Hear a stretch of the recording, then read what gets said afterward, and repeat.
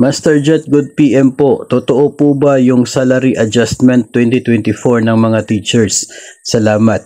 No. Unang-una, wala po.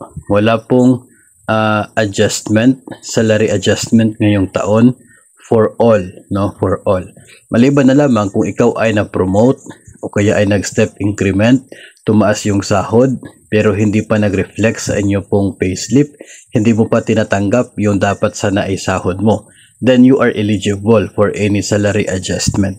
So of course, dapat talaga na i-adjust yung sahod mo, ibigay na yung tamang sahod para sa'yo, no? After po na mag-effect ng inyo pong promotion o kaya ay ng inyo pong salary increment, dapat ibigay po sa inyo. Kailangan po yung adjustment.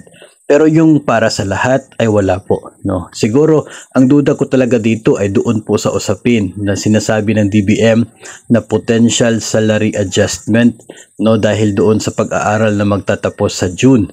So parang patuloy na nagbabago yung mensahe coming from the study na magtatapos sa June for a potential salary adjustment. Yung iba ginawa na pong magkakaroon ng salary increase sa June. Ngayon, ito na naman, magkakaroon ng salary adjustment for teachers. No, I guess parang doon po nanggaling, no, sa ideya na sinabi ng DBM na magtatapos yung study for potential salary adjustment ngayong darating po na June. So pagdating po sa actual talaga na magkakaroon ng salary adjustment, wala po. Maliban na lamang doon sa sinabi po natin kanina na circumstansya, kung na-promote ka o nag-step increment, tumaas dapat yung sahod pero hindi pa naibigay sa iyo, hindi pa nag-reflect sa payslip mo, so you are eligible.